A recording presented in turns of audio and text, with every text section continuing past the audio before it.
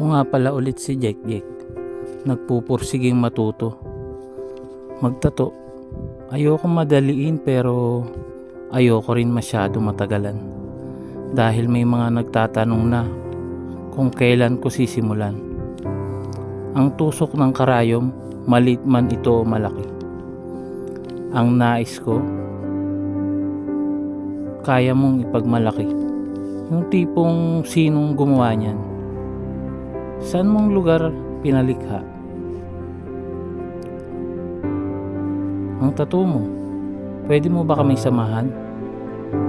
Ito yung mga salitang tumatakbo sa aking isipan na sa bawat tao na magpapatato at makikita. Ito sana ay magugustuhan nila at hindi pagsisisihan.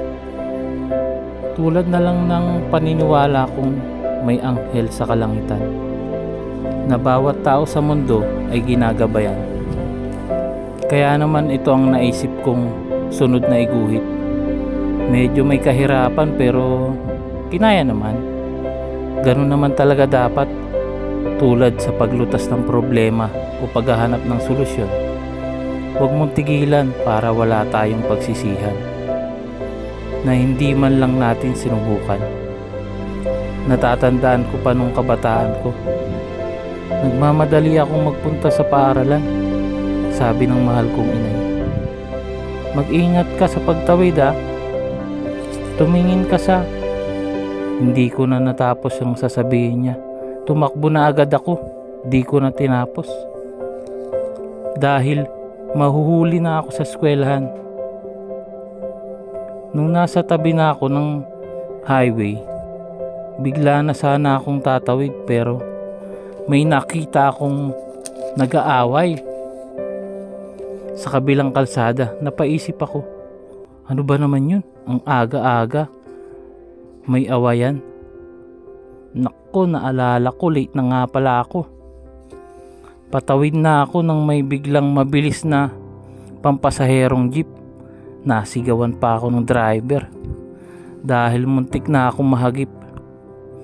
Buti na lang may sumagip sa akin na di ko naman nakita. Narinig ko na lang sa katabing pasahero ng driver, pasalamat ka may humila sa likod mo. Kung hindi, wala ka na sa mundo. Nagulat naman ako. Kasi wala naman akong kasabay tumawid. Tapos nakita pa ako ng isang kaklase kong late din. At ang tanong niya, sino yung kasama mo tumawid? Tatay mo? Sabi ko, ha? Ano, wala naman akong kasamang tumawid kanina. Yun ang sabi ko sa kanya. Sino yung nakaputing nakita kong humila sa'yo? Natulala ako. At napasabi, hala, malilate na tayo. Ayokong mag-squat sa labas ng room. Sabay kami tumakbo. Naisip ko, mula noon meron pala talagang gumagabay sa bawat isa sa atin. Nakikita man natin o hindi. Kayo ba? Naranasan nyo ba yung katulad ng kwento ko na minsan sa buhay mo may sumagip sa'yo sa kamatayan? Kung meron man, comment nyo lang sa akin. At sa mga gustong magpatato, malapit na, konting hintay na lang. Malapit na si Jack. Ang baguhan pero hindi pa iiwan.